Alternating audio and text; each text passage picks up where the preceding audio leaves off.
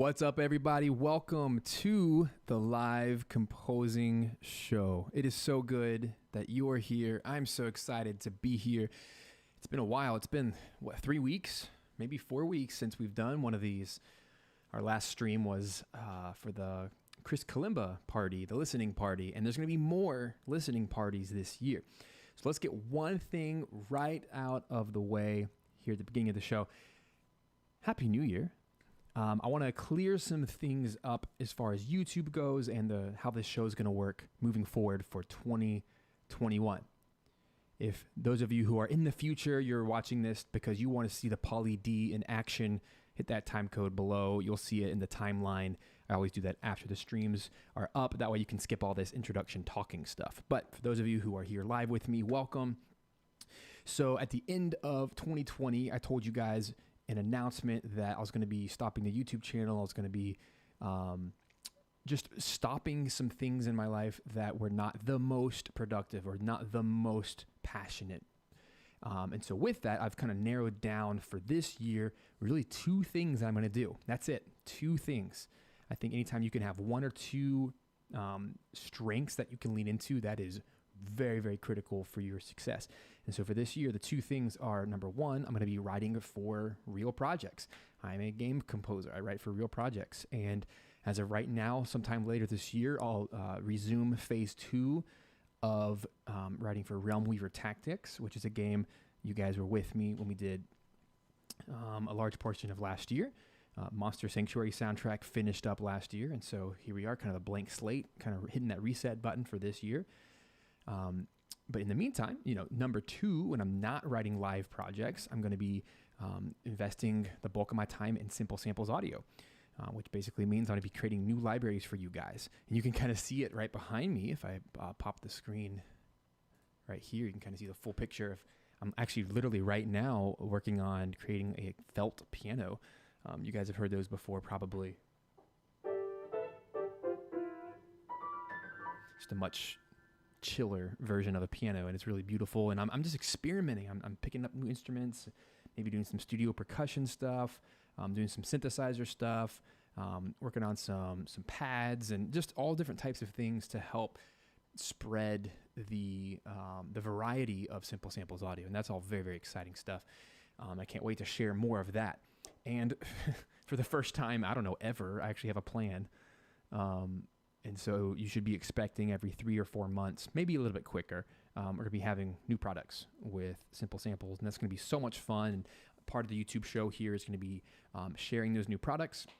And so with that, I have taken away the teaching education materials from YouTube. They're still there. I still have years and years of archives worth of stuff teaching you guys the monetization of how to actually make an income from music. And then, of course, the composing and producing side, the technology side of how to actually write music. This year I'm going to be really focusing on just the live composing show. So here every Thursday, 12 p.m. Eastern Standard Time for a couple hours, sometimes a little bit longer, we're going to be writing for real projects. Or just kind of showing you the latest gear I have and why I chose it, and hopefully it helps you make some purchasing decisions. And so with all that, I want to make one more announcement with all of this as we're kicking it off this year. I have officially turned this YouTube channel into an ad-free channel, which means there's no ads that'll play on any of these videos. I just hate ads, and I've had them on the site for a while, and I just don't like them. And as a consumer, I don't like them. So hope that helps you watch, especially some of my longer 1-hour videos, and plus, especially these live streams. Oh my gosh, I can't imagine trying to watch this with ads. It's unbelievably annoying and interrupts your flow and everything.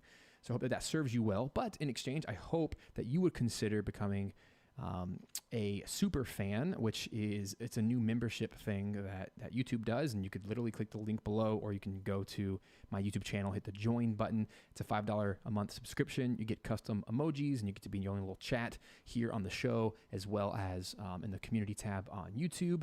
Very simple, but that supports my channel directly. I don't have that ad revenue, and that actually cuts my income by thousands. And that's something, it wasn't even a tough decision. It was kind of an obvious decision. It was, yeah, you guys are worth more than money. Of course you are. You're people, right?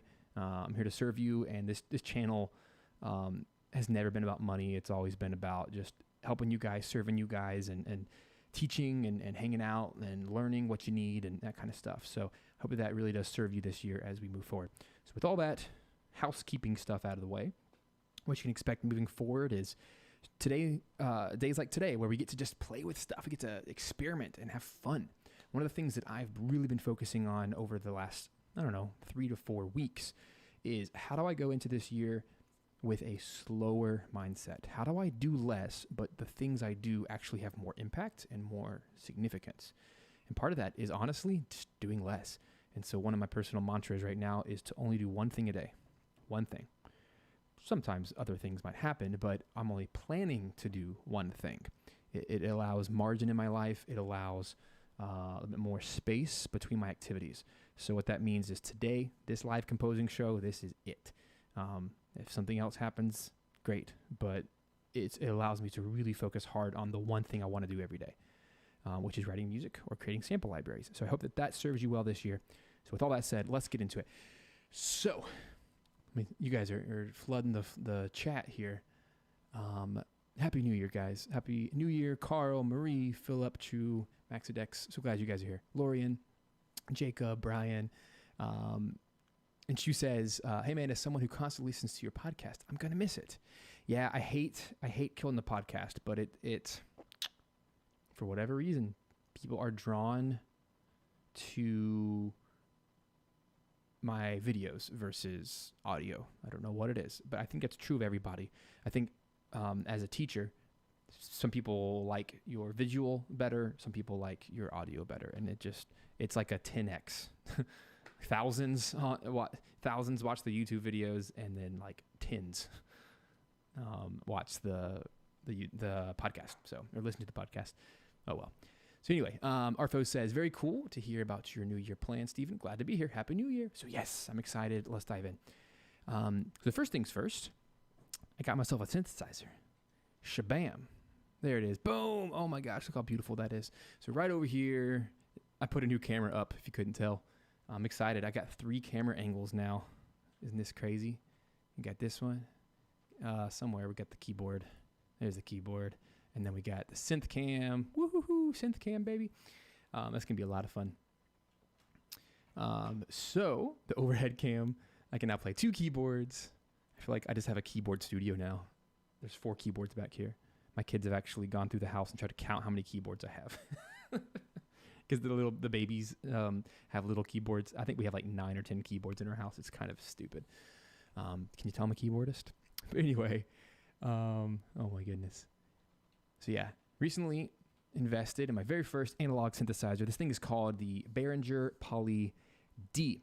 So for those of you who know a little bit history of synthesizers, it is modeled after the Minimoog. This is probably the most legendary, it's the most well-known synthesizer of all time because back in the 70s, Bob Moog, inventor of Moogs, all the different synthesizers, he created the very first portable synth, and that was the Minimoog. And it was this exact same size back here, and it's, like a suitcase. You can take this thing. It's like 40 pounds, but or 30 pounds. It's not light, but it's way lighter than the huge ones, right? So instead of like rolling a piano around, you actually have a keyboard, right?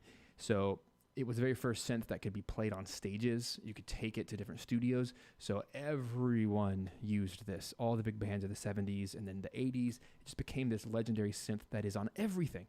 And is most iconic for its bass lines and for its lead lines. Sometimes you might use it for some chords or pads, but really known for its bass lines. You could hear it in everything. And as soon as you hear it, you'll know what I mean. And it just has this beautiful, raw, crunchy sound. And I've only had this thing for a week. So I'm certainly no expert. So I'm a little slower than I want to be at it. I'll get faster as this year goes on. But I've had a week to really play around with it and experiment. And we can share more about that as we go, but let's just play stuff. We are going to write some music here today, and I'll talk about my routing and that kind of stuff. But let's actually switch over to, the synth cam, and let's just play stuff.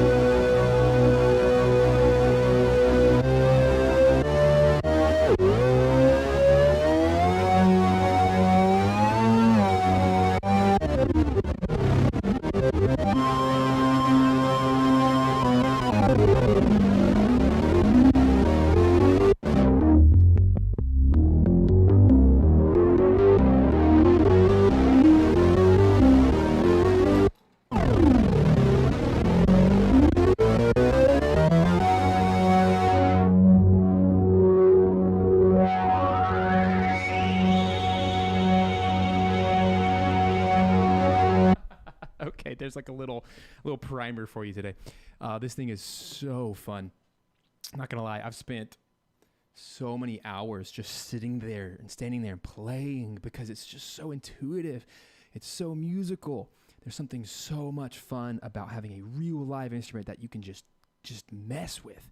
And I think the coolest part about having any, acoustic instrument or analog instrument is it has this organic quality that it just instantly, well, let's be honest, it creates random sounds I'm not expecting. I'm going for one thing, like a really raunchy bass, and then all of a sudden I twist a knob and the frequency modulation just warps it into something totally different, or it adds harmonics or something. So you can see how easy it is to just like get lost into this sonic space where you can start creating stuff that is so much cooler than anything you can do with a digital synthesizer. So I want to compare this today. I thought this would be a fun little shootout to do. Let's pop over to my DAW here. Just for fun, I went and downloaded the demos of the Arturia Vintage Synth Collection synthesizers. And so they have a model. It's the exact same instrument I have over here. It's the Minimoog. I got to say it correctly. And they call it Mini. It's currently on version 3. And these demos, they let you play them for 20 minutes. But you can see how it's like the exact same thing over there in the corner. And let's actually make sure we're on it. Yeah, that's it. And you can hear how it's pretty close.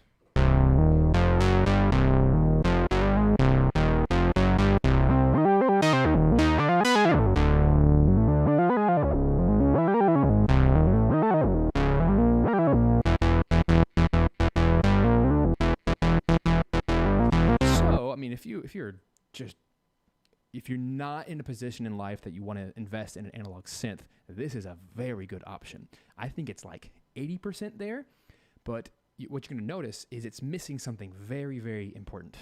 It can replicate the sound, but what it can't replicate is the breath. It's the air. It's the chance that might happen when you're playing a real one. So it's the exact same thing. And what's really, really cool about modern synthesizers versus the originals, again, this is a clone of the Minimoog, which is a monophonic synth. So it can only play one note at a time, but you can stack them on top of each other. And we might get into that a little bit of how this is actually not a polyphonic synth. It's a paraphonic synth. So it doesn't actually play notes at the same time the way that you'd expect an actual polyphonic instrument, such as the Juno 106 or the Prophet 5 or any of the big classic vintage synths from the 80s. Those are proper polyphonic synths, but this one is a monophonic synth. So it stacks, the original stacks 3 sounds, 3 oscillators, but the Behringer stacks 4 oscillators. So that's why I like it better. And you can stack them all and morph them. But the idea is to get this huge, huge sound, or you can turn them off if you want. But all that to say, there's that versus the modern synths have a MIDI port. So you can actually connect it to your DAW. And check this out. If I go over to creating an external MIDI track in any DAW, I can actually route it over here. This output, I can route it to the physical machine behind me, the Poly-D. So now when I play on any MIDI controller, it actually triggers it behind me. So unless I want to go over there and tweak something, I can actually leave it all right here. That's the real one. You can probably hear the difference.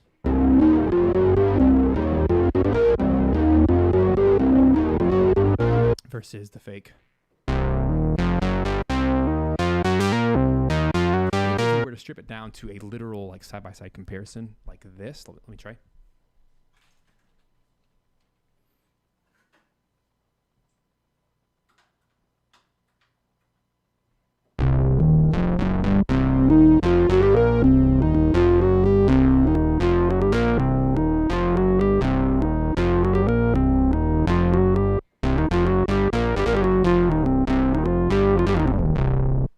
This is about as close as I can get it here. If I play just the Minimoog or the Arturia. So that's the MIDI, and here's the real. It's kind of hard to. So you can decide for yourself which one you actually like better, but to me, it's there's no difference, or there's no comparison. Like, it's just too obvious to me which one's the fake and which one's the real. Now, of course, you'd have to get them identical with their oscillations. But here's the thing, guys. If there's one thing I've learned in just a week of playing with this, it's almost exactly the same as getting a guitar, an electric guitar with pedal board. There's no way that you're ever going to recreate one sound you make with 100 variables or 1,000 variables. There's no way you're going to recreate that by going over to another machine or even coming back the next day and trying to recreate it. You're never going to do it. And that is the magic. That's the lightning in the bottle that makes this so fun. And it's going to totally change the way I write music. Because even in this last week, I did have a paid project just yesterday for an ad that I was doing, and I wanted to throw some real synth in there for the bass line and for the lead line. And it was a crazy writing experience because I literally couldn't leave a patch alone until it was done. So what would normally take me maybe an hour or two to write a piece of music digitally because of MIDI and the convenience there, it took me like 6 hours because I was meticulously making every sound because I only got to use it once. And then I would record the line and re-record it. And I'd probably do about 10 times until I had a take I liked. And you can always, mess with the audio later. Or you can write the MIDI and throw it in to play that way, which is another really cool way to write music. We might do that today. But the idea is there's something organic about capturing the moment that you just don't get with MIDI. So if I were to kind of jump to the end and give a review, I think having an analog synth is one of the coolest things you could ever have in your studio because it instantly makes your music unique.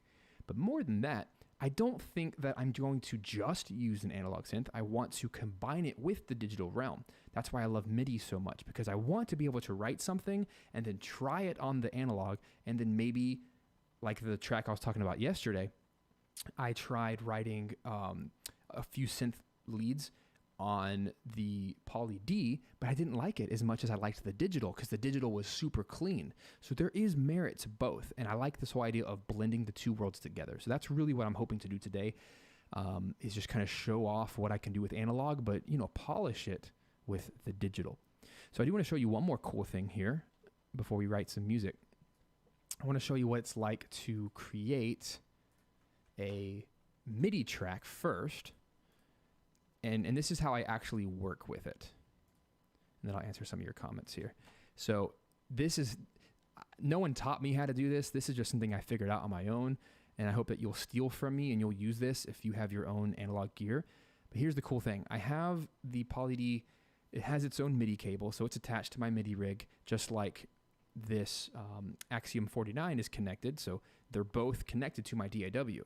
And the cool thing about a DAW is you can put up here the inputs. You can decide which of all of your MIDI ports you want to put in there. So I have a lot here, but you'll notice how I can do all MIDI inputs, and then I can actually choose which keyboard plays what. So I have 3 MIDI keyboards set up right now. So this D50, a Roland, like an old ancient DX, is only currently associated with my digital piano, which is this one back here.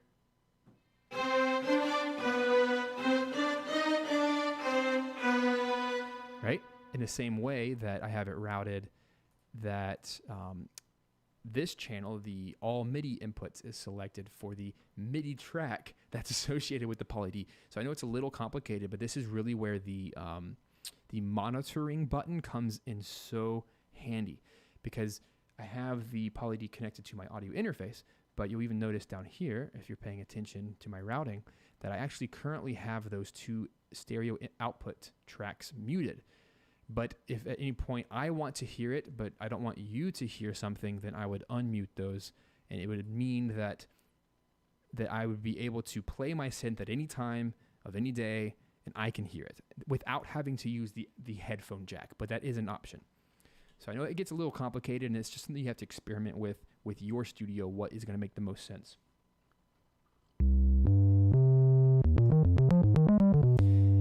So this is going to be a lot of fun. But what I wanted to show you real quick, I know my brain's all over the place here. I'm just so excited. Can you tell? I'm so freaking excited. There we go. So right now, this is the way that I would write music. I'm going to go over to the synth and I'm going to turn on all the oscillators, make a really cool bass line. Let's do it.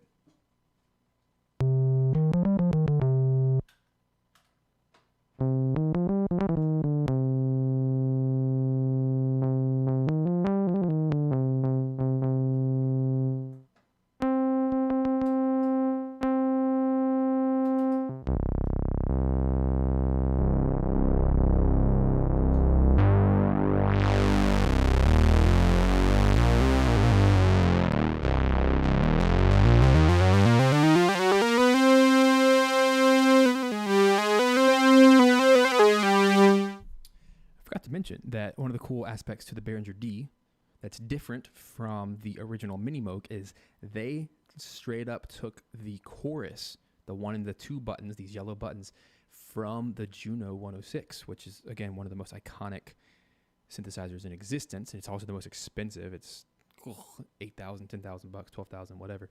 I think super hard to get these days because it's vintage. But it's if those of you who have watched Stranger Things, it's used extensively in that soundtrack. So it's a very well-known 80s retro synth. So that sound, that chorus sound, is really what makes the Juno so special. But they took that and they recreated it for the Poly-D. So that's what these yellow buttons are right here. The 1, the 2 button. And it just instantly, it turns a mono sound into a stereo sound because it kind of makes it warbly. And it's such a cool sound that I love to put on my bass lines.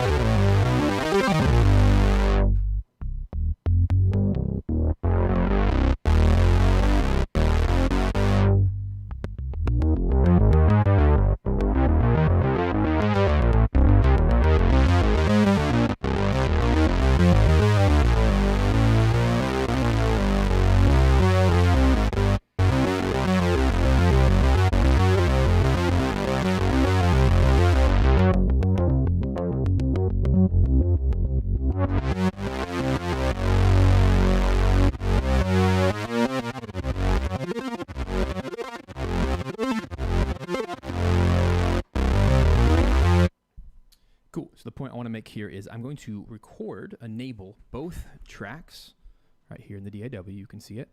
I'm enable the audio outputs from the Behringer as well as the MIDI. So whatever I play on the synth itself, it's actually going to record the MIDI and the audio.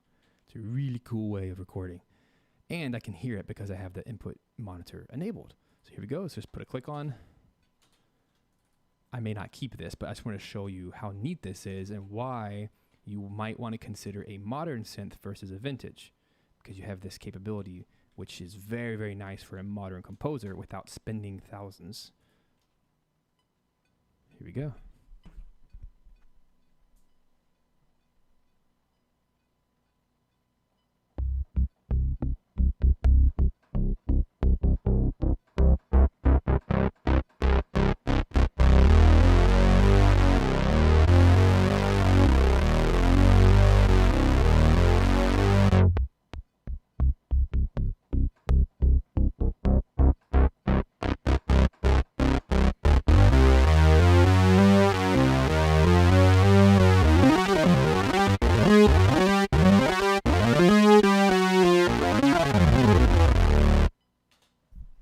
So that was a kind of a super ridiculous line, but you get the idea. So now if you were to look, notice that the audio is there, but so is the MIDI. So if I didn't want to keep the audio, we can kind of play it back for a second to listen.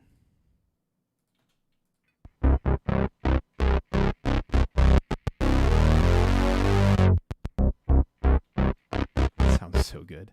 That's literally the raw sound. I've done nothing to it. There's no EQs or anything on there. And then if we go to just the MIDI, so long as this record enable is on, or the input is on, we can hear it.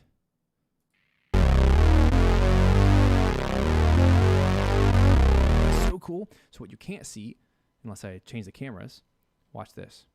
Look, you can see in the top left-hand corner of the synth, way over here, you can actually see the lights blink as the MIDI plays.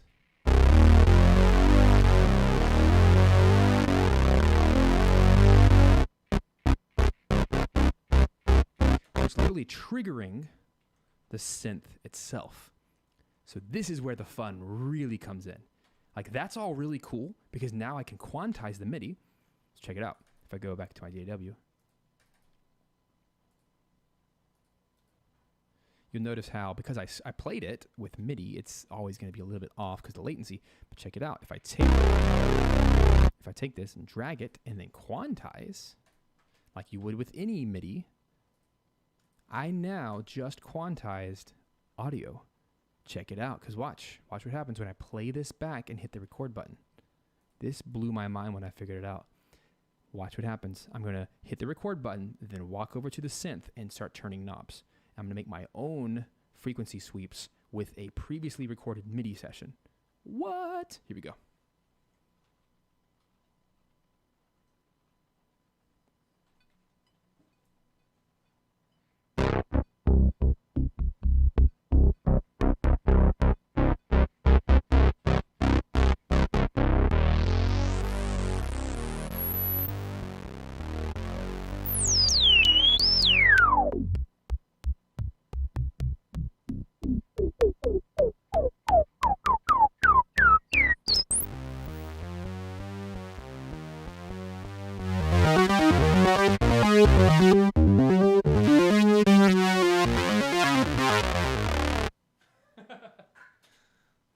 So there you go. How cool is that? So now what I've done is I've kept the MIDI, and I can always leave it there. So this is the best of both worlds, because now if a client comes back and they say, oh, that was such a cool bass line, but it got really weird in this one spot, too many frequency mod sweeps or something, whatever they want to say, I now have the MIDI information to go back and change it, but I also have the permanently recorded audio to do all the audio things with. And it allows me to have the best of both worlds without losing all of the creativity. Now, granted, I'm not going to be able to come back in a week if a director or a game developer says, hey, can you change that? You know, there's some amount of, no, I can't, but I can try to recapture a similar sound. But that's the fun of it, is kind of capturing the lightning in the bottle versus a synth. That's a VST. So now here we have, if I were to mute the MIDI track only, I can now hear the audio, turn all the recording things off, and it sounds like this.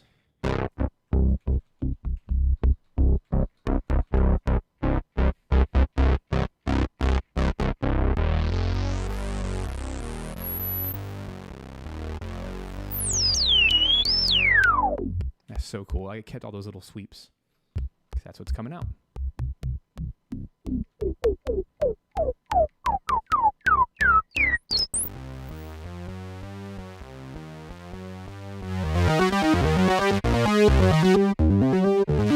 Okay, so that's cool, right? But let's take it one step further. What would be better than having this level of control? What else can we do with digital thrown on top of vintage analog that you can't do if you only use vintage analog? Have you figured it out yet? We can do digital effects. So you don't have to go out and buy a bunch of pedal boards, or pedals for a pedal board. I don't have any. I don't have a cool reverb. I don't have a Blue Sky, Strymon, whatever. Most electric guitar players would have all of those things. And if you do, by all means, that's going to be a better option, because it's the same reason, right? You want the randomization. You want the fun of twisting knobs and finding new airy, breathy sounds. And I might do that eventually. But for now, I also have a ton of great plugins that I use regularly. So what if... Oh yeah, Brian has a good point in the comments. He says, take pictures of your synth knobs and faders and attach them to your project folders for recall if needed. That's a really good idea. But this idea is, how do I use these two worlds together to use effects? Well, here's what I found out, that if you're in your DAW, and like we did before, if you disable whatever channels that not disable, but if you mute whatever channels your stereo out from the synth is coming from, which for me is 3 and 4, I just mute them. That way I don't have to hear the original source. I'm only going to hear the input monitor, which is this button right here. And you can hear it, right? You can hear how that fuzz comes on. At least I can. That little input monitor button allows me, if we go over to my mixer over here, now I can start throwing effects on here. Most notably, I can throw things on like Valhalla Shimmer, which is a chorused reverb, something I use all the time if I want this really lush, huge reverb. So let's do a big stereo, and now listen to the sound I can come up with just because of a few effects. So let's go back over to the synth. And I'm going to make a lead line that's going to soar. It's going to have a long attack. Check it out.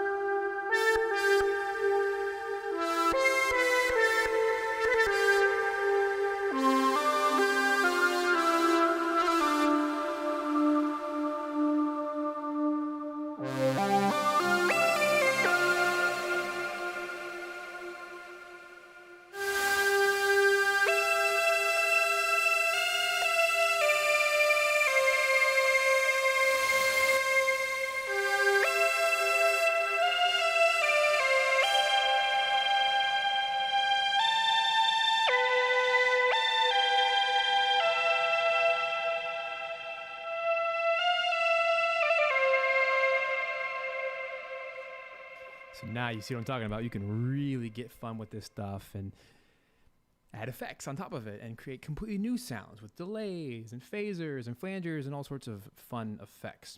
And then kind of for me as a performer, the final step that I think is really interesting is if we take a second keyboard and then we could record both. Now that might be a little too extreme for most people. For non-keyboard players, that's probably not the best thing, but let's try it. So now I'm gonna hit the record button on both the Poly-D and the D50.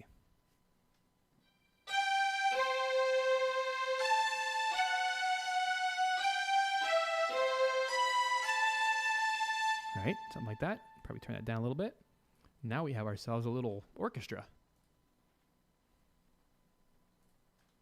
And make sure that they can both be recorded. I don't know if I can do two audios at once. Is that a thing? Yeah, it's a thing. Cool.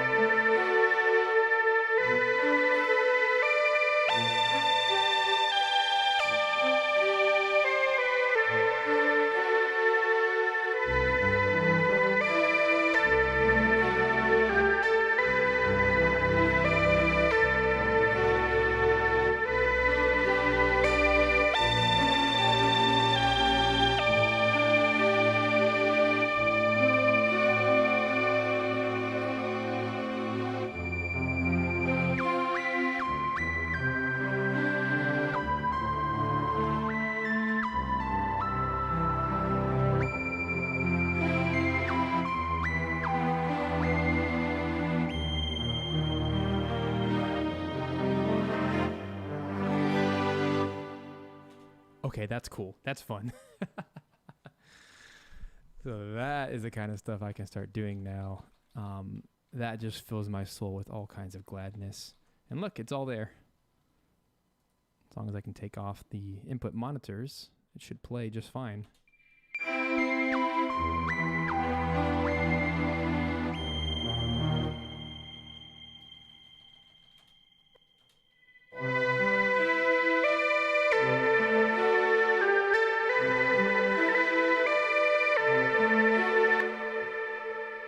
Zelda album, anybody? The cool thing is, like mentioned before, the craziest part to all of this is if I just leave that set up, I don't even have to leave this seat. I can just sit here, write music like I always wanted to, like I always do, but I can control it all from here. Because check this out. This is also the crazy part. Yes, having two keyboards probably makes the most sense, but if you only had one, I can still solo and enable the MIDI for the Poly-D like this.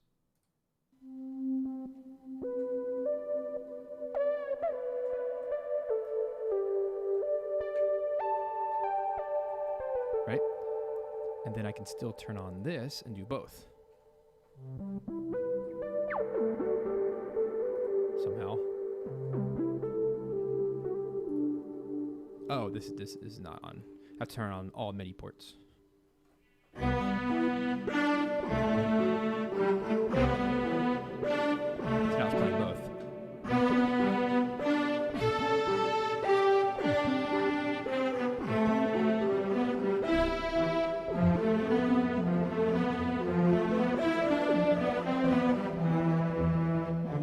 And I can get totally different results.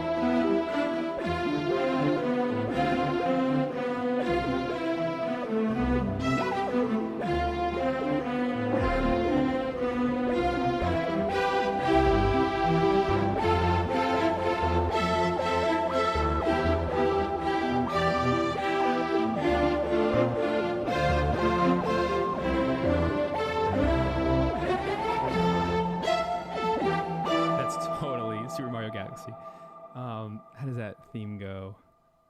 There's a lot of them.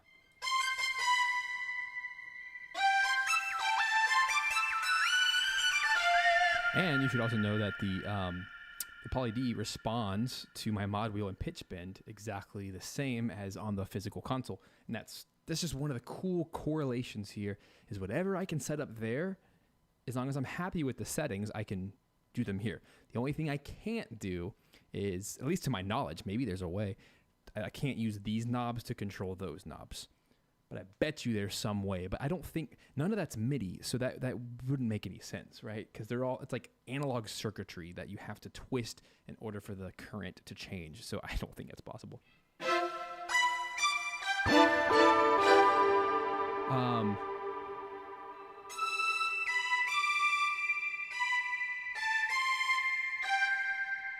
Oh man, just for fun. I hope I don't get like, I guess I can't get demonetized. I'm already demonetized. Let me find, just for my own amusement, let me find the Super Mario Galaxy, the Hub World music. It has a name. It's the Observatory. Yeah. I actually just remembered it.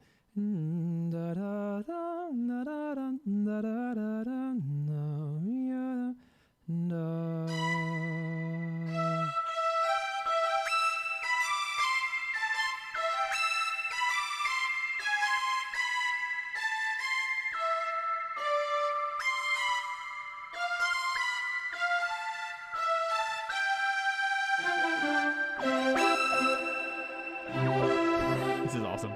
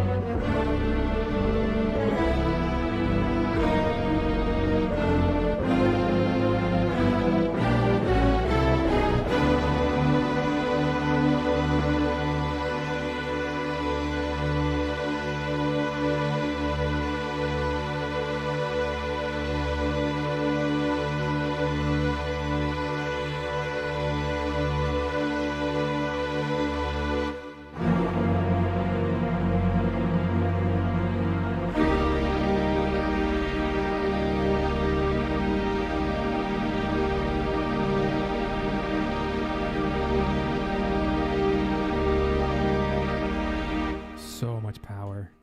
Too much power. So much power. So there you go, folks. There's my little demo for the day. I'm not done. I haven't even started. I just wanted to show you guys what's possible.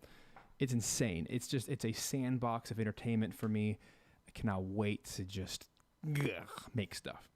It's so freaking inspiring for me because it just kind of combines these two worlds. So yeah. It's going to be a lot of fun. Let's have some fun, shall we? So there's really no agenda here for today except to play. And let's write some stuff. Let me show you how I would actually write a real piece of music, not just goof around, but write something real using this. And for those of you who are actually ready to take that leap into analog synth world, I would do everything I could to encourage you to do that because it opens up so much possibility. And if there's any one synth to buy, it'd be this one. It's super affordable. Even if you get this exact model, it's only around $800. That's a lot for some people, but for a synth, oh my gosh, the real Minimoog with way less features is still in the 8,000 plus territory. So it's not cheap. Yeah, so highly encourage that. Not to mention all the MIDI, the portability of it, and it's so useful in all varieties of music. As you can kind of hear, we can do whatever we want with it. So much fun, especially when you connect to your DAW. Now, for those of you who don't want to shell out $800, if you want to shell out $300 and get the exact same machine without the keyboard, that is called the Behringer Poly-D. That is the link in the description below. It's an affiliate link from Amazon. It supports my channel. Hope you will support my channel since I don't have any monies coming in from ads. I hope that serves you well. But that's the thing is, if you just want the box, if you just want the circuitry, which is everything minus the crate, it's just the black box up there, go for it. It's way less expensive. It's $500 less bucks. I like the whole box. It makes me very happy. That's the only downside is if you don't have the keyboard attached, then you have to attach it to a MIDI controller, but everyone has a MIDI controller anyway, so it's quite inexpensive. So anyway, it's just insane to me. This is a newer machine. It's only about a year old. Not many people have them yet, but I would highly encourage it. It's making my life very, very awesome. Not that a thing makes my life awesome, but you know what I mean. It kind of opens up the sandbox of interesting things to make. And I have a question for you guys here in the audience today.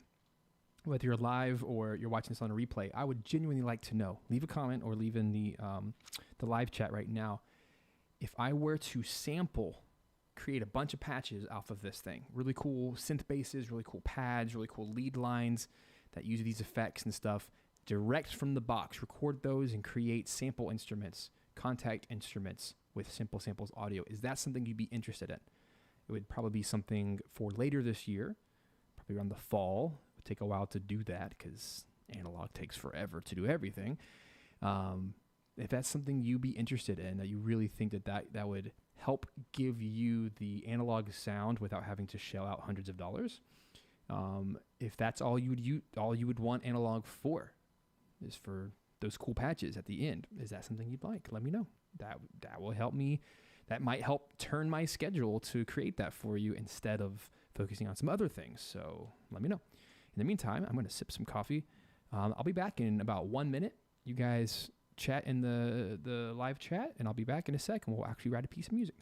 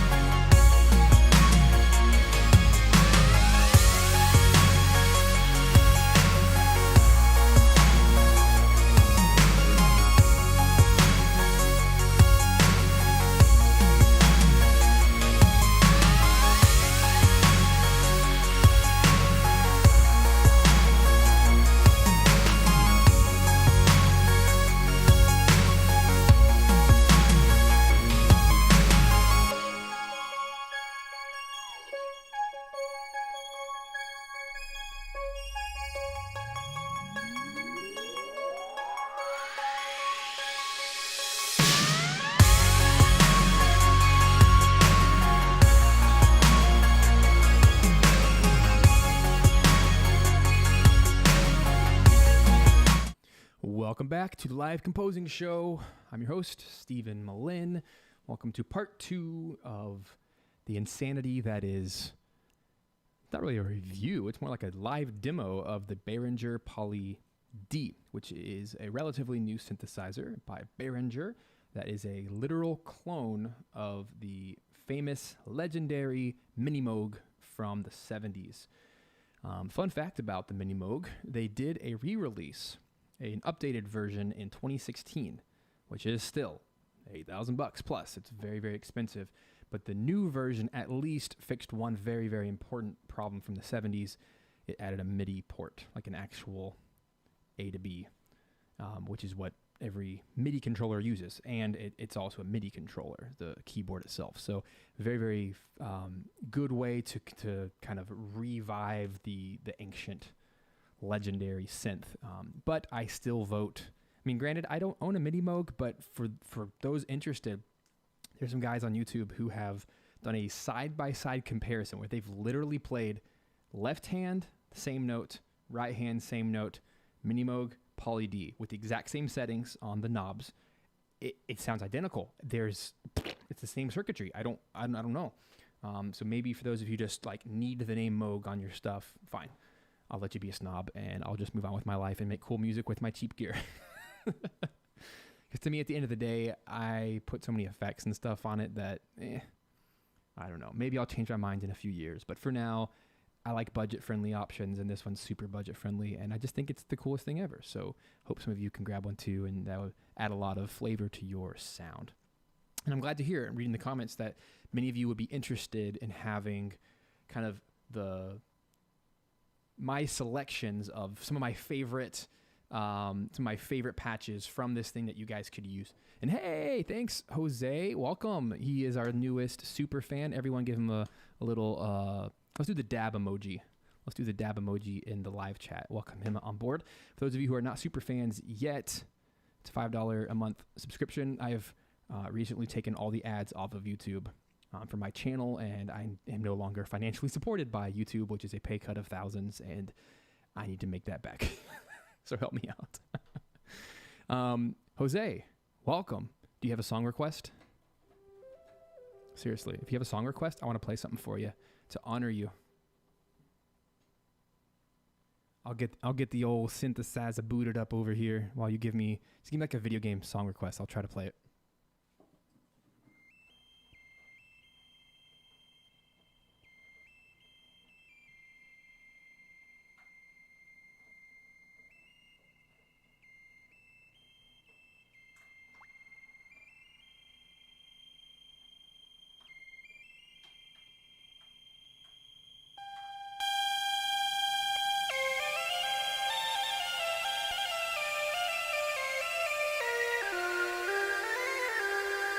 Ooh, we got a Zelda fan. Better watch out, world. It's dangerous territory for me. How about Kokiri Forest? This will be fun. Let's do it. Make sure all my buttons are pushed.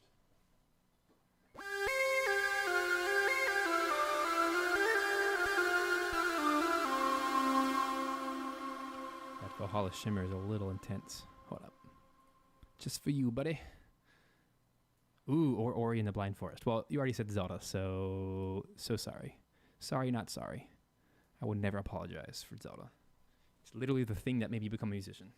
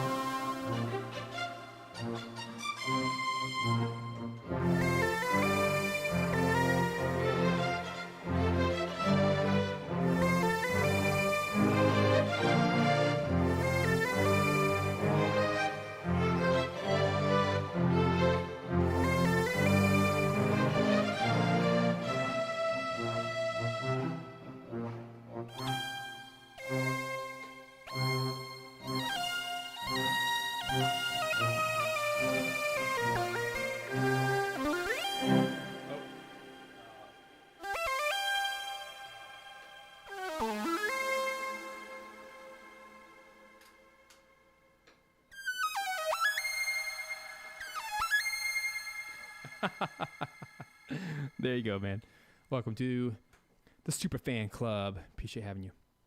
I'll have to learn some Ori for you next time. Until then. How do I like the Minimoog clone? What do you think? Am I having fun? Just a tad? Just a smidge? A skosh?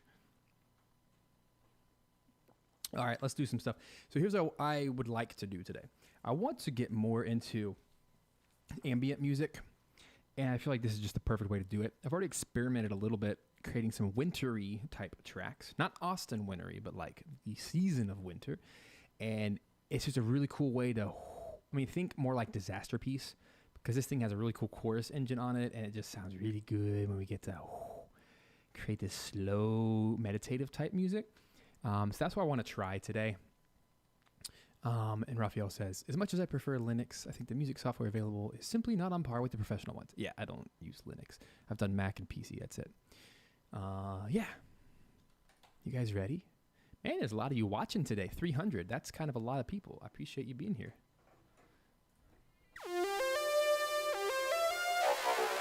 Oh yeah, I haven't even talked.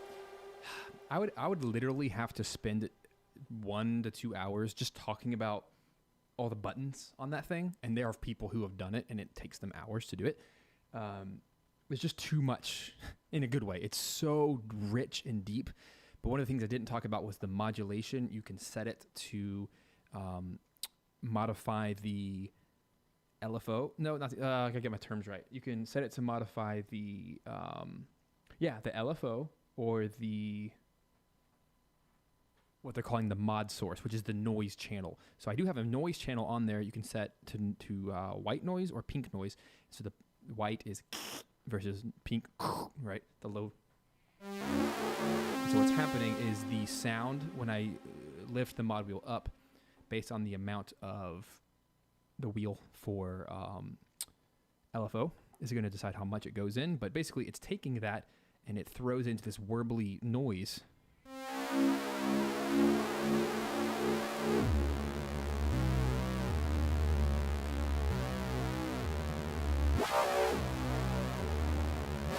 Like, that's a sound you cannot get off of digital. It doesn't exist because digital is a literal reproduction of something. It doesn't do the circuitry.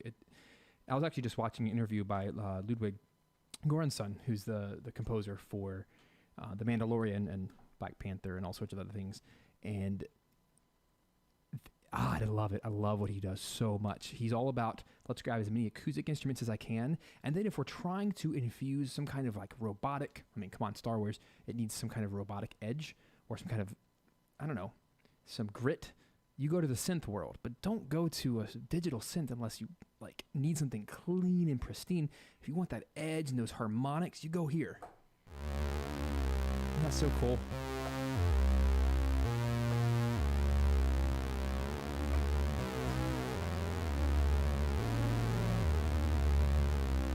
I don't even know what happened. See, between me talking and last playing, it's already changed. It's just so unpredictable. I should also mention, synthesizers do what real instruments can't. They hit the pitches in between. Well, I should say what digital instruments can't. They hit the microtones. It's another thing I didn't talk about, but check this out. Every one of the oscillators has a pitch wheel, a tuning intonation knob. So if you want to go microtonal, you can. Check this out.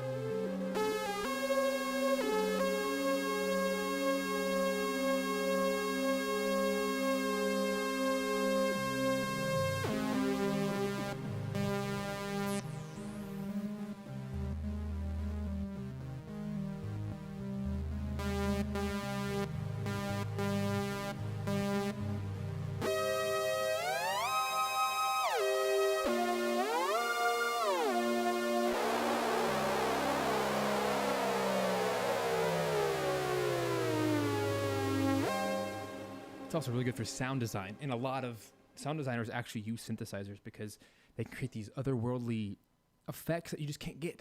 Because it's literally the circuitry like bending. And I didn't even turn on a distortion, but there's a distortion section, there's a chorus section, there's your filters, your 4 different oscillators.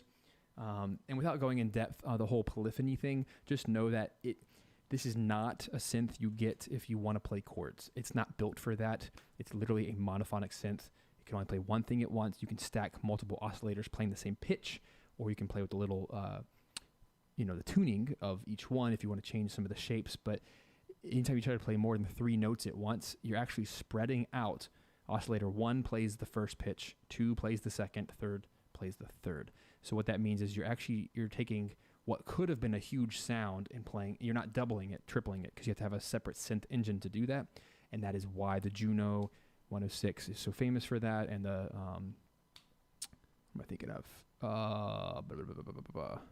Prophet, the Prophet series does that as well. And that's why those were so famous. But the Minimoog is for bass lines and for leads. So anyway, and for sound effects. I'm telling you, I mean, I could just keep talking, but I want to shut up and write music. Here we are. Classic Steven, getting to 1 o'clock, taking a whole hour to talk and no playing. Yeah, Phil nails it. He says, it's never convenient recording-wise, but you just can't beat hands-on analog gear. So much fun. Even just watching. Oh, you're so kind, Phil. I would freaking love to write for Stranger Things. That would be a dream right there. It's so fun to me. So here, I'm gonna make a little horror cue for you. Just imagine the monster is coming.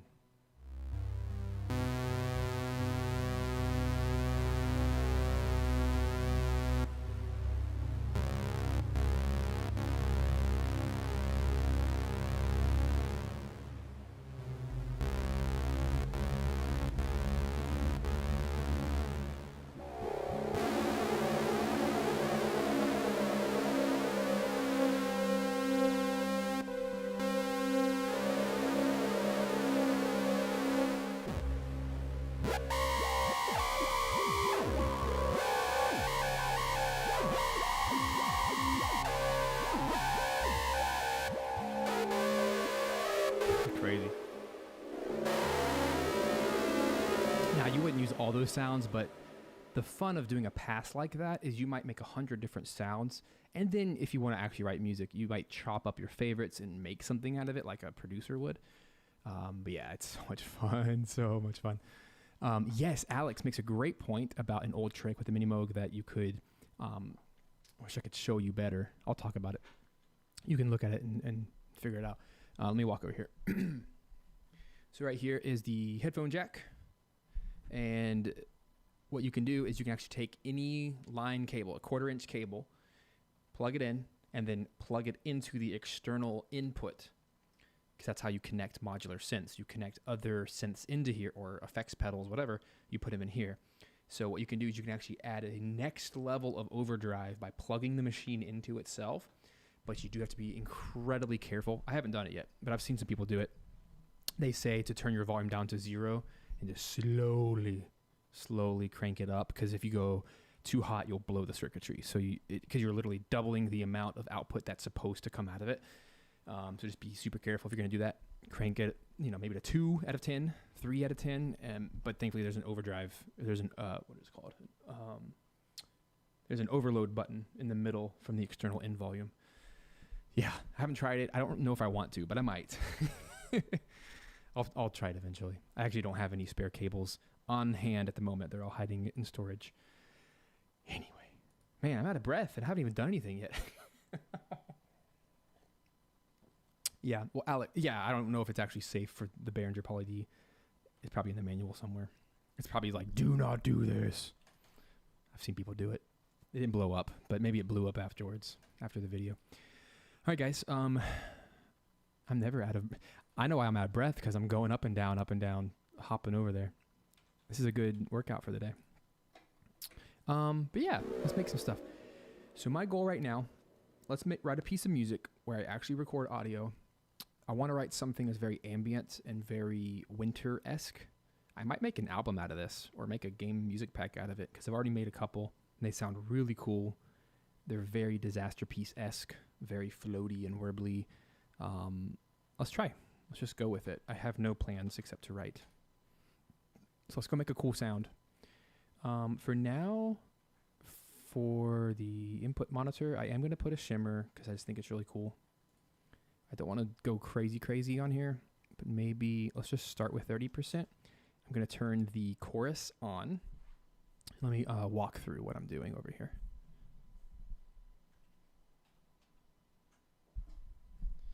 So I'm going to turn the chorus on because I think it adds a nice fat bass. And I'm going to turn the distortion on. I'm going to go to the mono mode. It does have a polyphony node, but it's kind of fake. Because like I said, it spreads them out. It doesn't play them all at the same time. I'm going to make sure all 4 oscillators are on, and they are. I'm also going to turn on the noise channel, which is a 5th oscillator, sort of. Turn that on. I'm going to put it on pink noise, so it kind of has a waterfall type sound. Let me actually start with the distortion off. I don't want to screw up the sound yet. Cutoff frequency, which is really like the traditional. If there's only one knob you need to know, it's the cutoff frequency knob. This guy. We want to make sure it's all the way down. That way, when we play.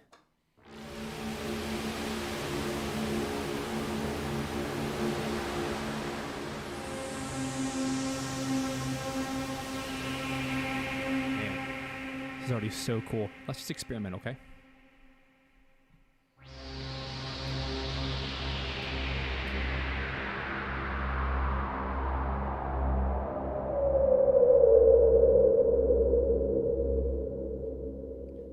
record. That sounded cool.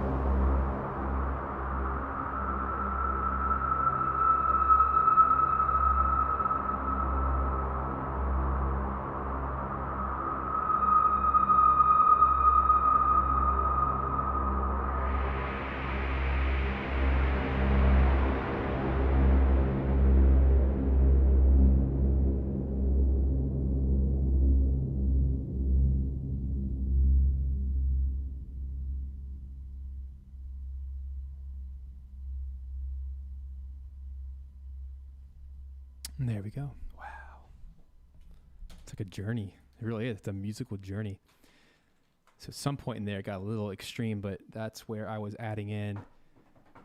I haven't done that before, but in a live playing, I turned the volume of the distortion all the way down and then turned on the switch. It popped a little bit because you're changing circuitry, but as I increased it, I tried to increase both the distortion and the tone knob at the same time. And this is just one of those things you don't do with a digital.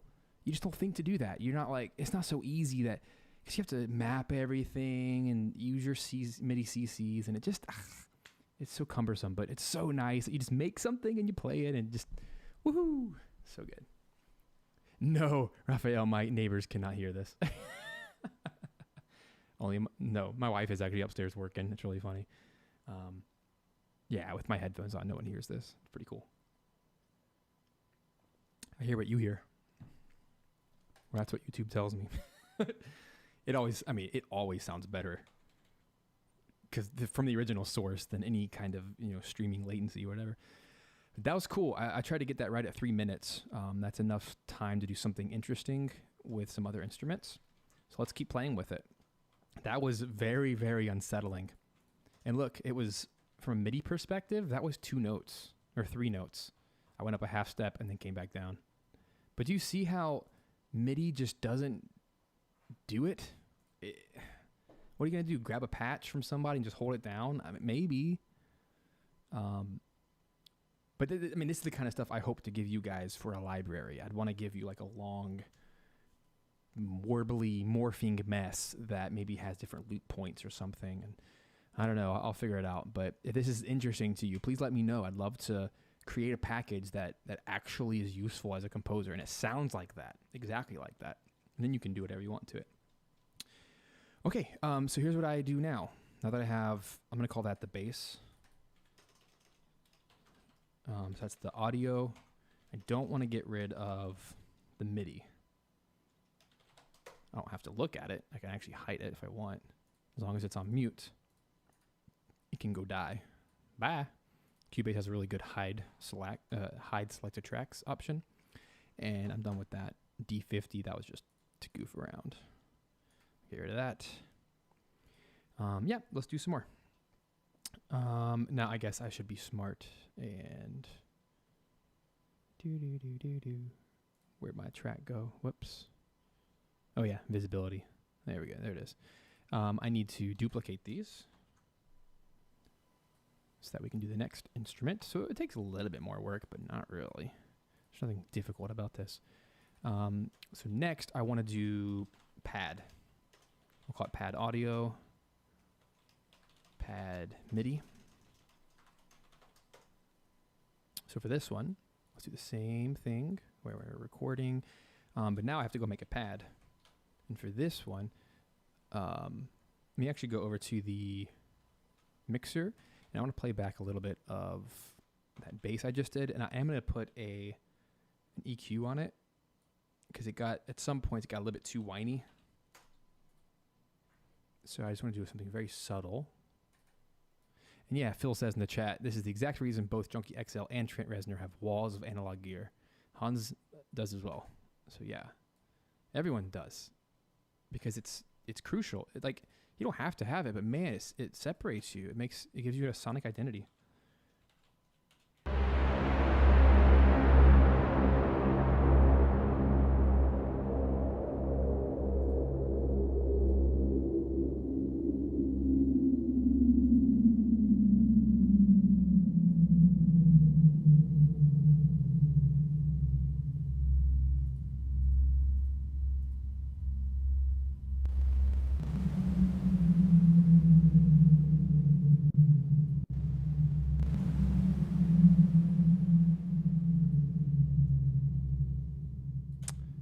Figure out why this is not what I do wrong. Let's see. This is stereo out. My EQ's not doing anything. Oh, is that why? Yeah, there it is.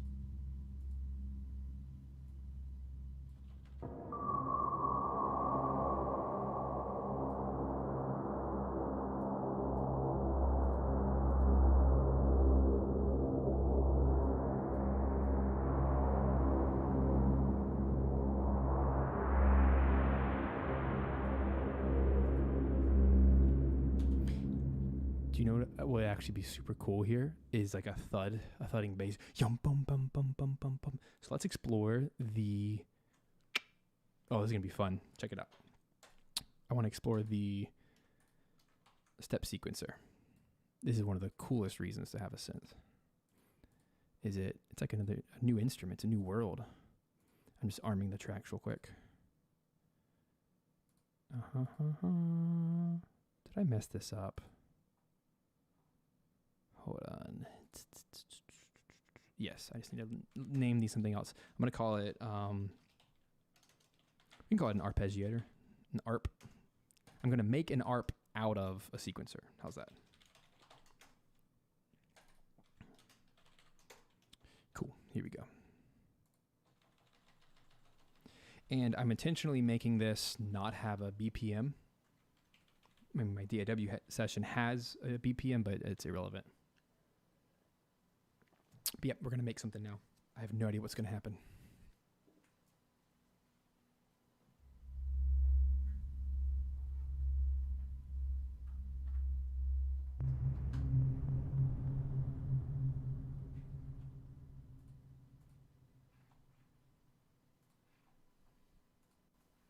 I'm going to start without the reverb on.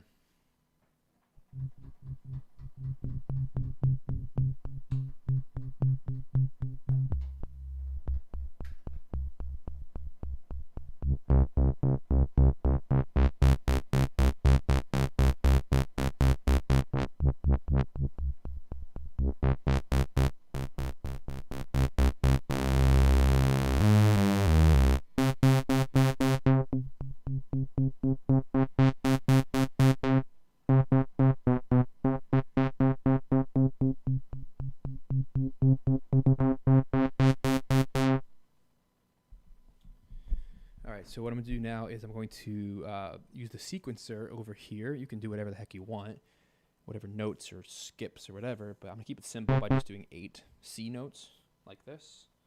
I just hit the record button, and then I might go 2 octaves like this, and then hit play.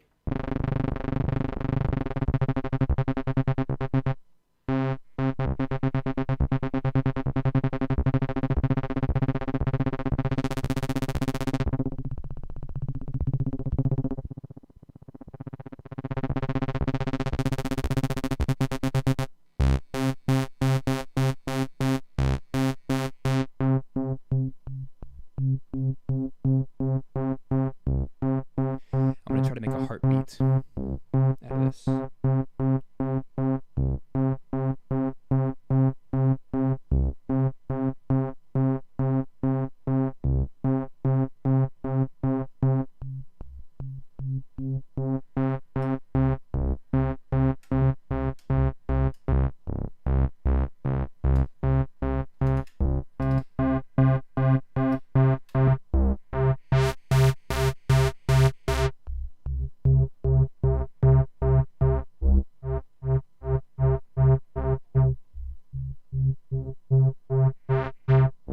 Now we'll add on the reverb.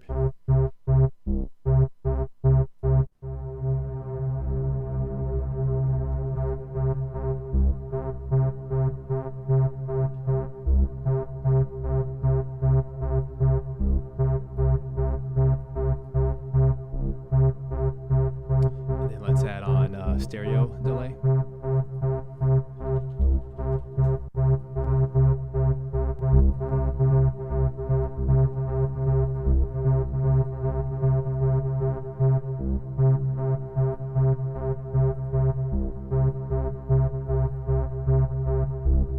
And then we can even try to put on some white noise.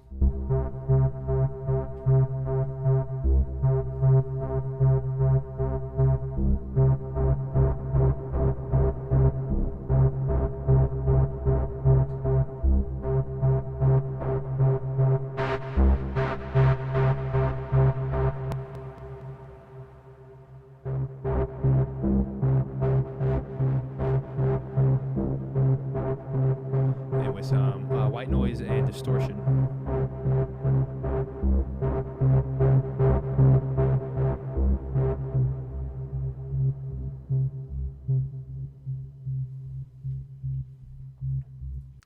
And then we hit record and see what happens.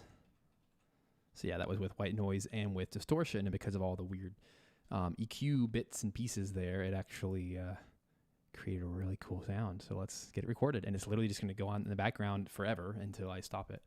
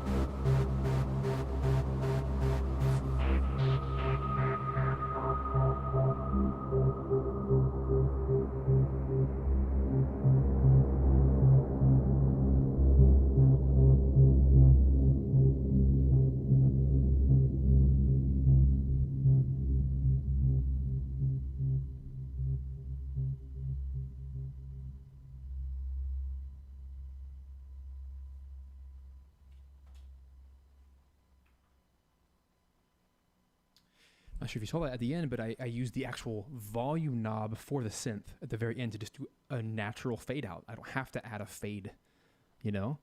But since I didn't do that at the beginning, I am going to just kind of clip in wherever the other audio starts, right around this point.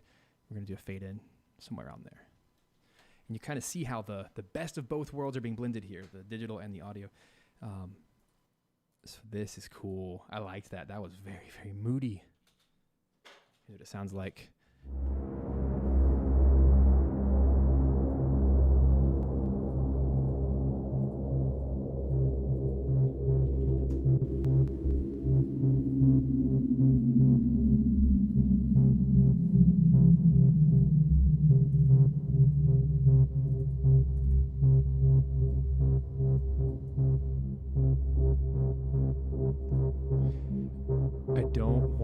I don't want that sound to ever escape the mid-range because we've already made a bass to really stay in the bass area. This is more for the mids, boom, boom, boom, like a heartbeat.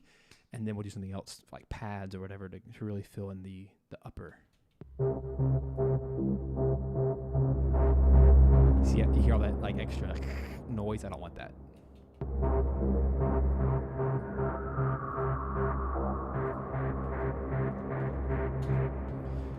Do you want, what I want to add now is something more organic and human, because that's all very alien. Let's add, I want to add a piano, but not just any piano. Let me add, oh man, I wish this piano behind me was actually mic'd.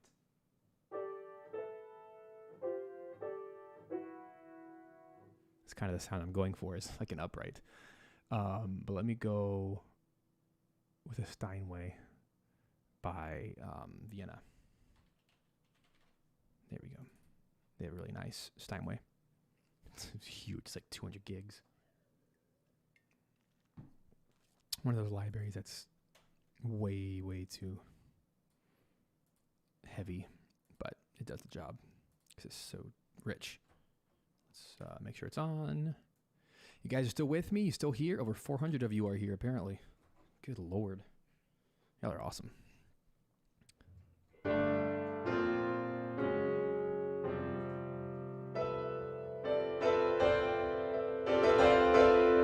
Do not like that.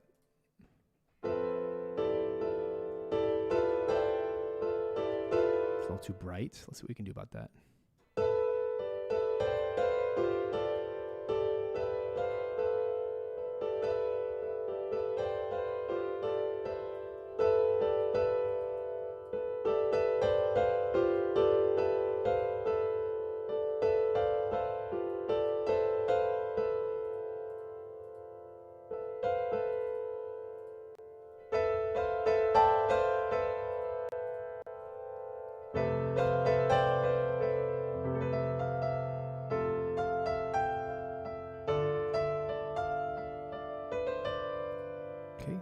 Some beautiful EQ on there.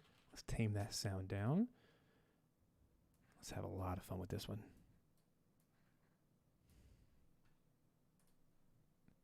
Well, Steinways are known as being really bright.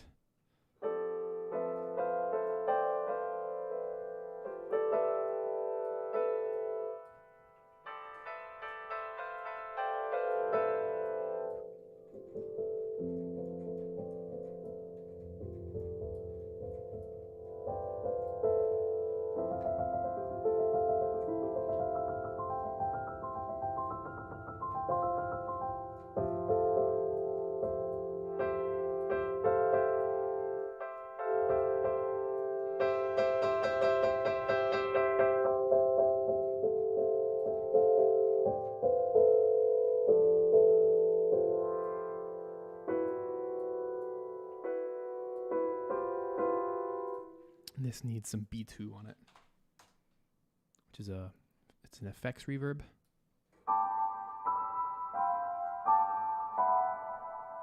It's gonna make it bounce all over the place with some like chorusy effects.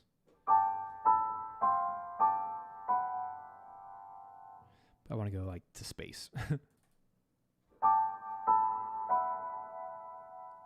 like some of these imagination ones, like granular.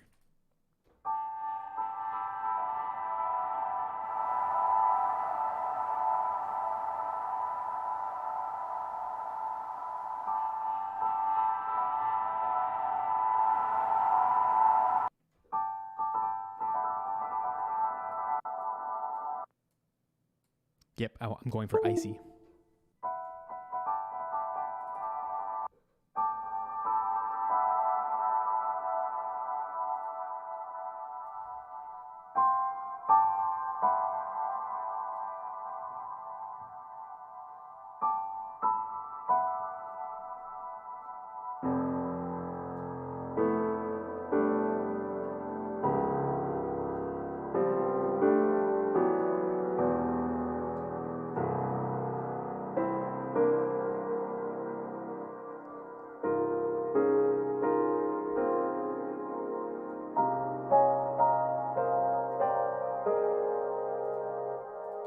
There we go.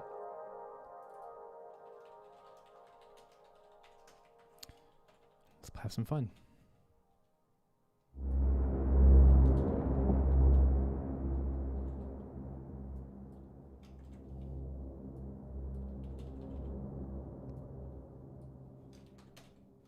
I want to set the actual start of this piece to be right where the fade in starts.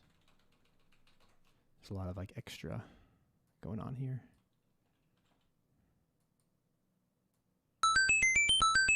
Hey, thanks for subscribing.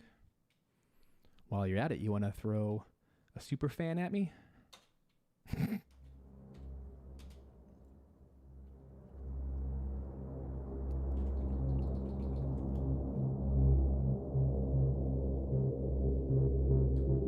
Here we go.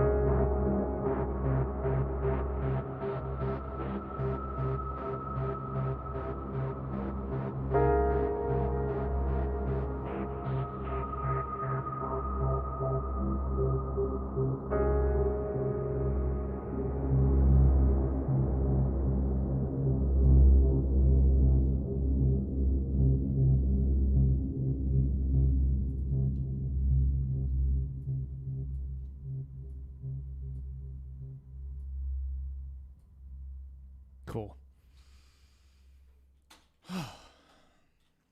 Very, very fun. I like that. It's like one chord I play I didn't like. It's too major sounding. You guys are very kind. I think I suck. I'm the one who says I suck at ambient music. But I want to learn. I want to get better.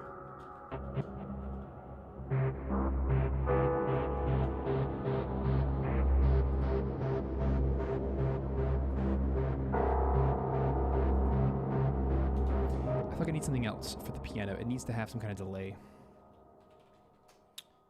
I don't even know if it needs a stereo delay, like a tape delay. Let me see what we have here to play with.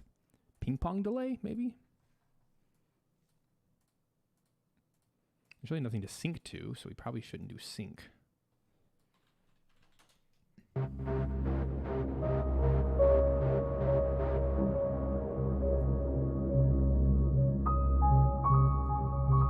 Yeah, like that. I don't like the...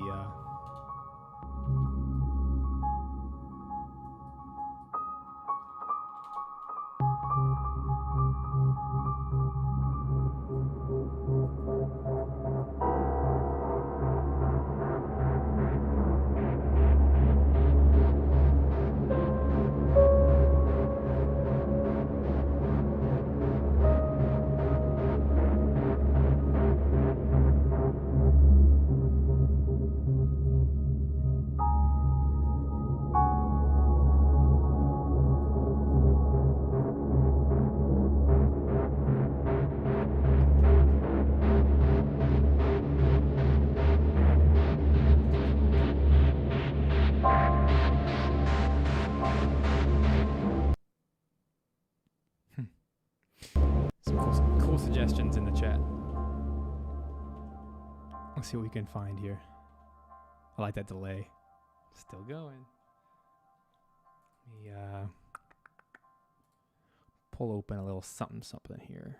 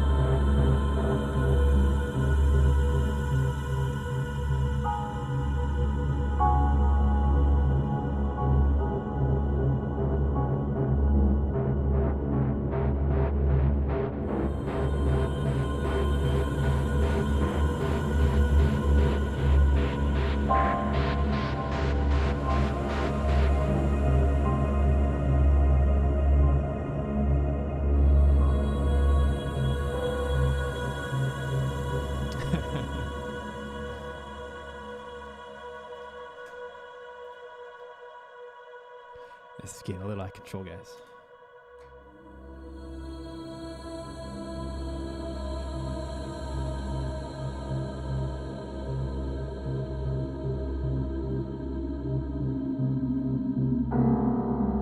That's so cool, though. I love it.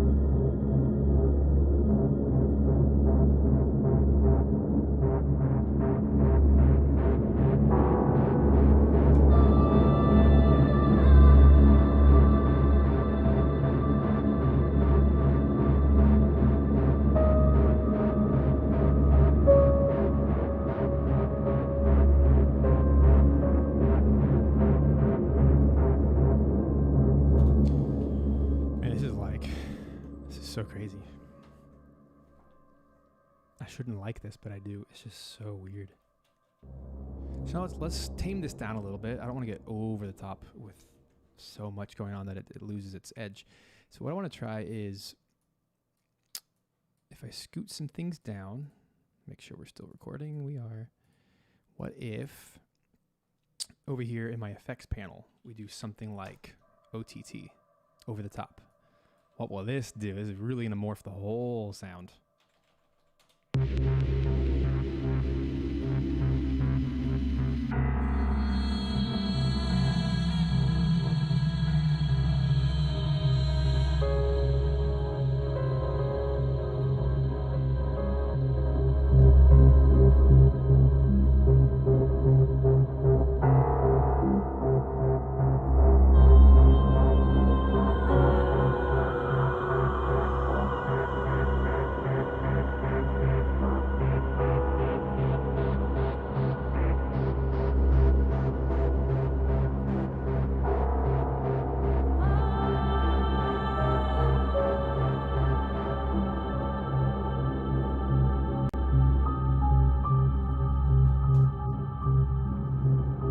Let's image the vocals.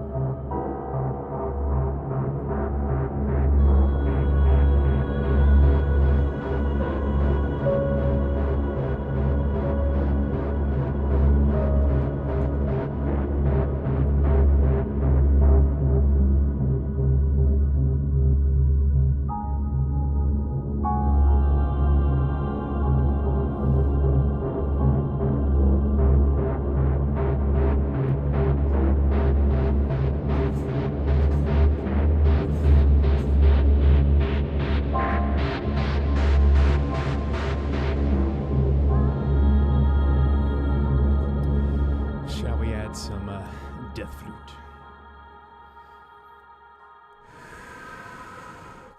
Some of that crazy, maybe.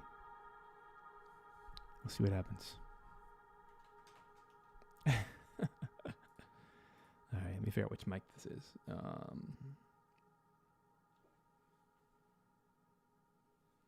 might just do this mic I'm talking into. Shouldn't make too much of a difference. So yeah, this will be the death flute. Let's see what happens. Check.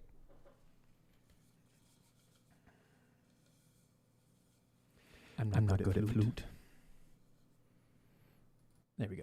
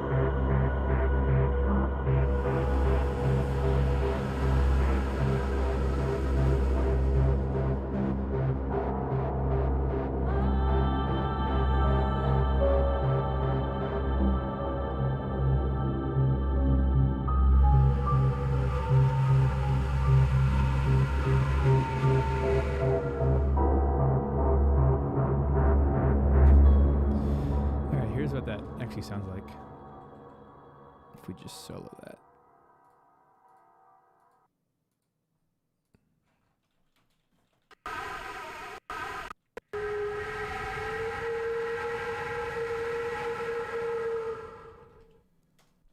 Sounds pretty good.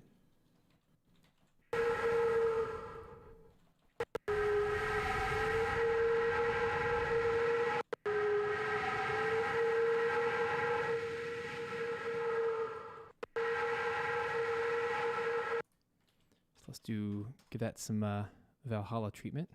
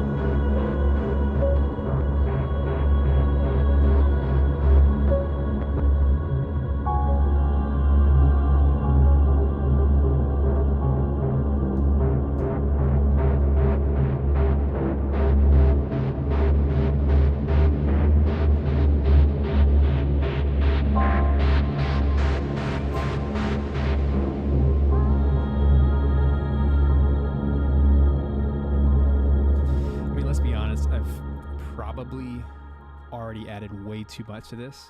That's my problem, is I overwrite, and that's why ambient music's hard for me, because this probably would have been a complete track with just one or two of those layers. So it's really challenging for me to stop writing. But because I have such an issue with this, let's keep writing. Let me try, I want to do one more pad type thing. I don't know if I love the vocals, but you guys seem to like them. I'm going to try one more thing over here on the poly, see what we can come up with. Maybe a pad.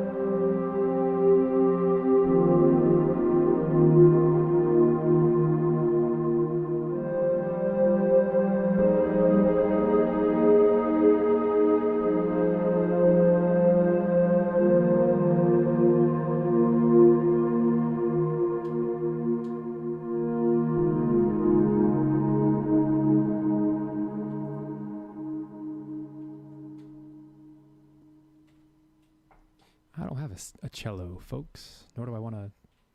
I could do like some violin harmonics, but I don't know. I kind of like this pad idea.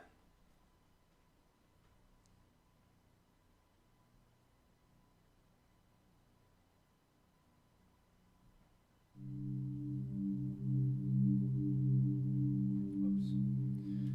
It's not good to just solo that. I need everything else. Here we go.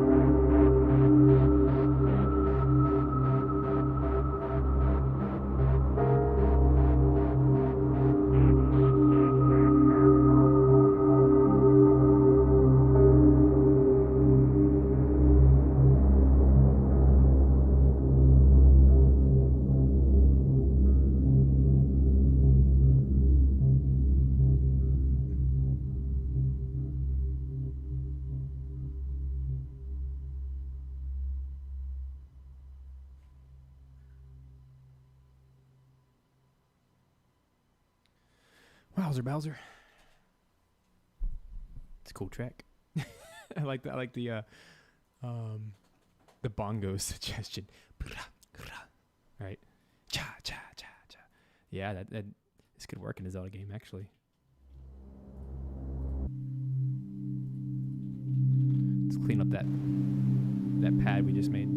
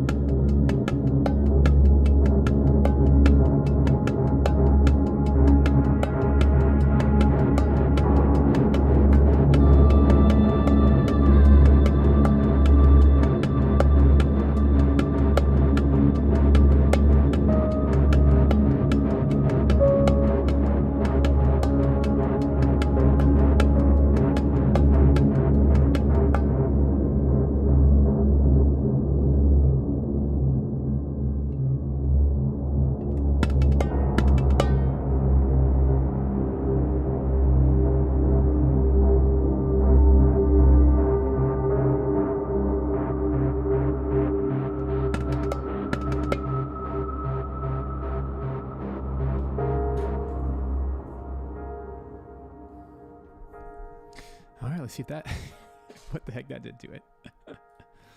Oh, you guys are funny. Let's see how that sounds. Yes.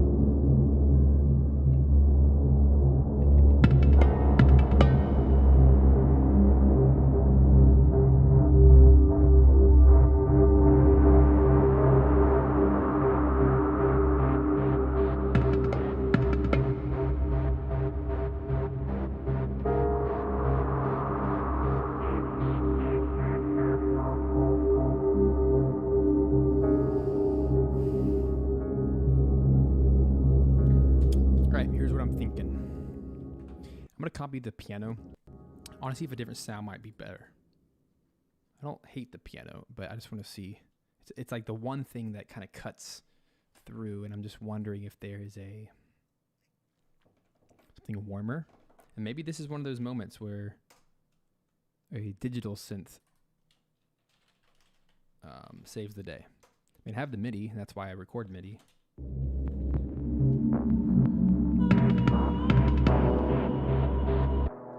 Okay, that's cool.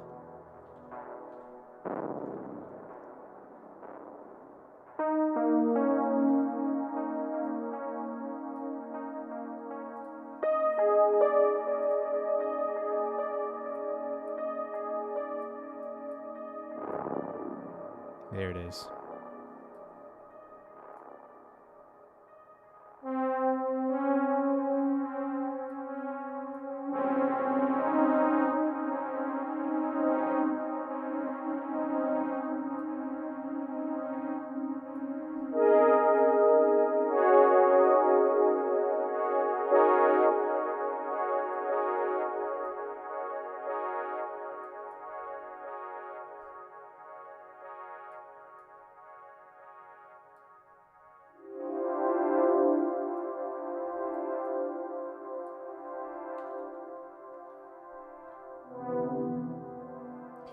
It's just more interesting than a piano.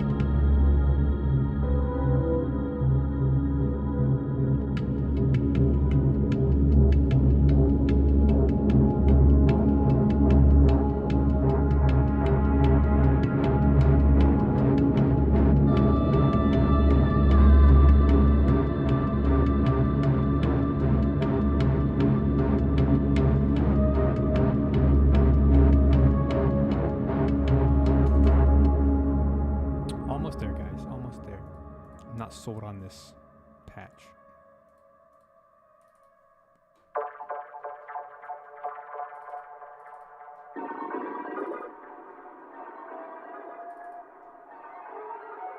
Is it there's not enough chaos happening?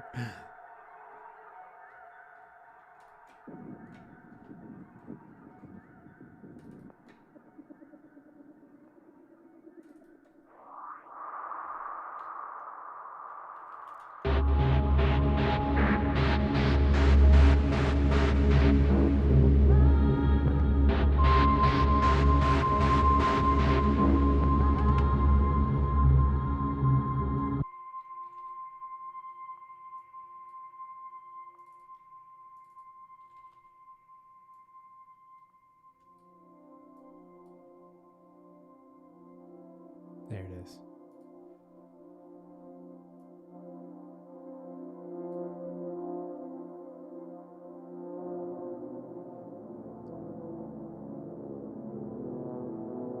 That's a cool little ARP.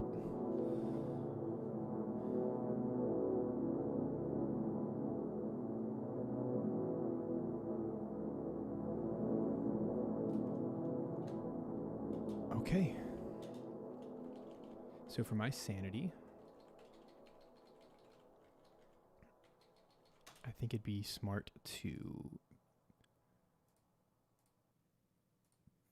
bounce in place that zebra track, just so it kind of stays. It's a new permanent thing. What do you guys think? I know I'm just goofing around a little bit, but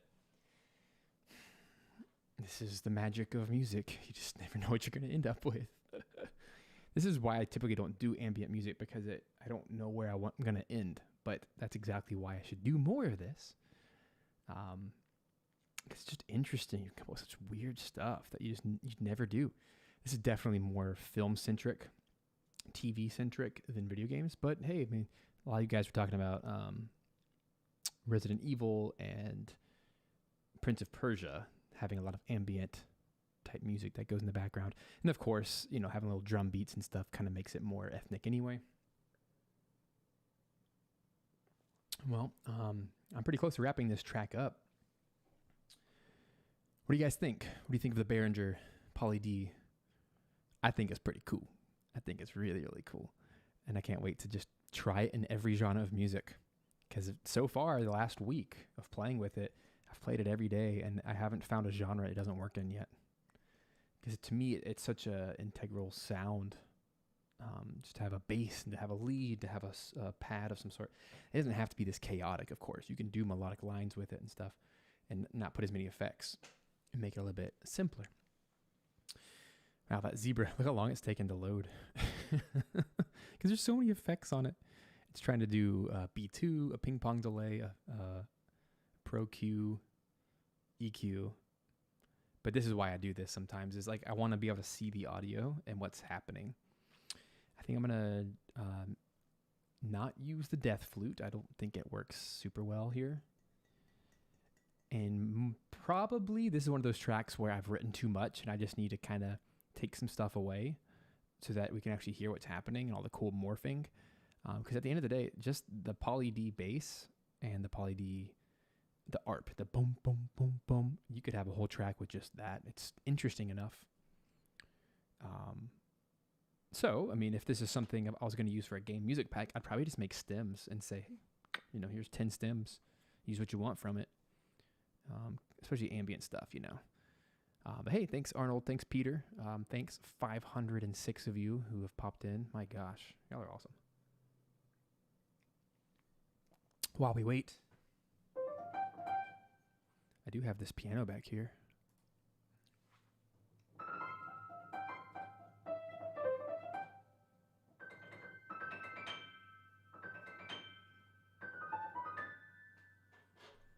Yeah. I can't wait to mic that piano soon. Cool. So I'm going to mute the zebra. Let me turn the stereo out effects back on. The OTT, the limiter, and then our little recording device. So now I can actually see it. I can see what the heck that thing's doing. So that's my zebra. Well, it's my zebra bounce in place.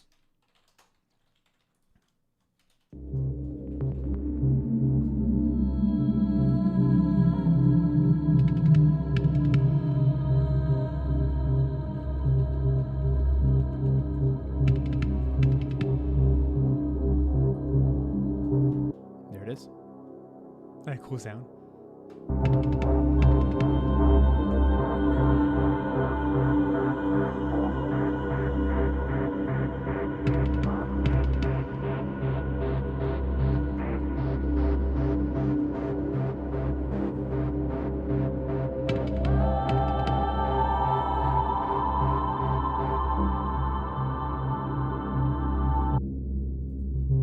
So, I mean, here's a track.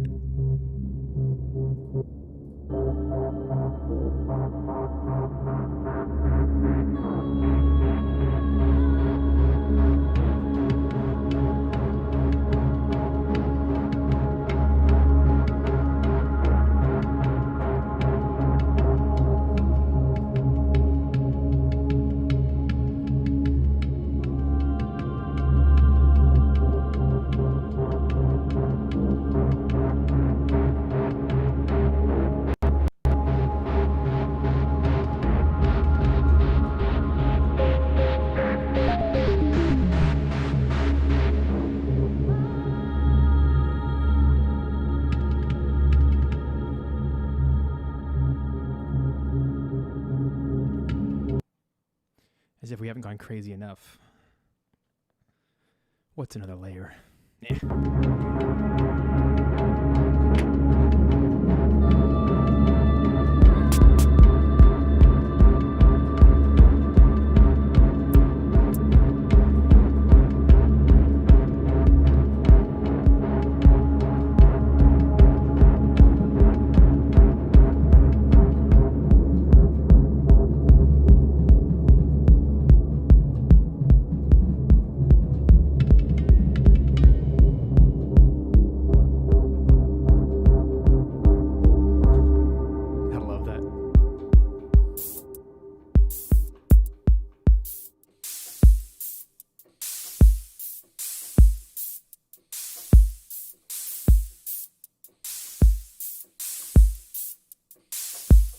Yeah. Let's EQ that.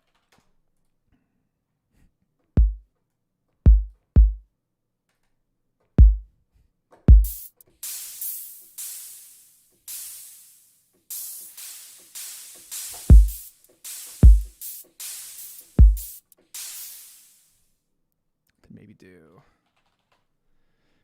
I actually just started using Synology. That's what this Roland plugin is. It's really interesting. Has a lot of cool stuff in it that I just don't normally use. So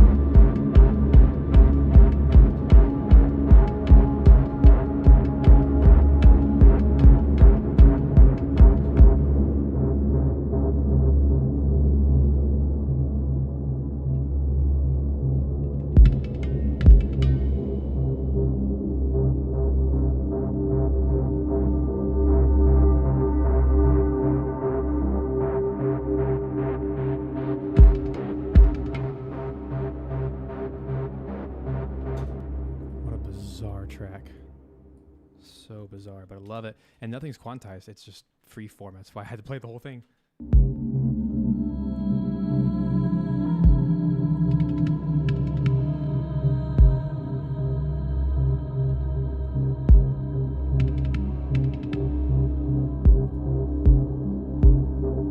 What I might do is double that with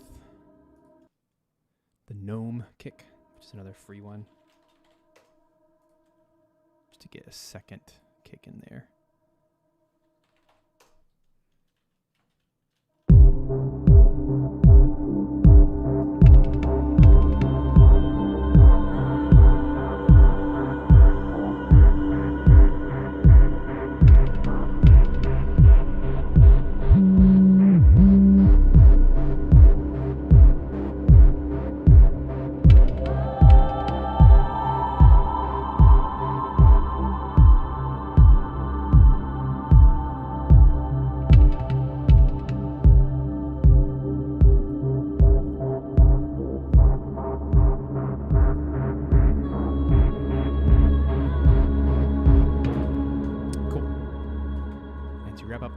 Track I've ever written in my life, we're going to add some ozone right after OTT. Because why not? Because you've already thrown the entire kitchen sink at this thing, might as well just tie it off with a nice bow. Here we go. It's gonna get crazy.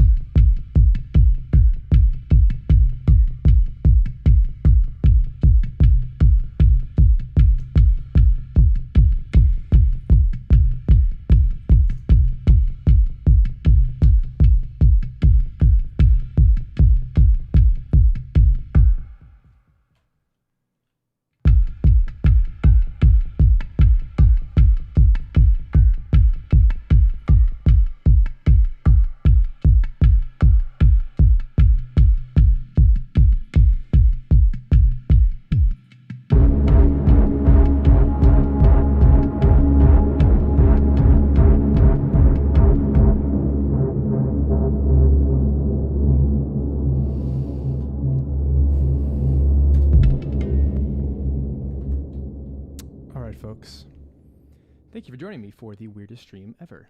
I've done weirder. I've definitely done weirder. But this is kind of my entry into ambient music. It's weird. It's different. Clearly, I'm having fun with my Behringer Poly-D. If that's something that you want to pull the trigger on and add to your studio, you can get the expensive version, which is not even that expensive. It's the whole unit I have behind me. It's the $800 version, or you can get the where is it? Where it is? There it is. That one.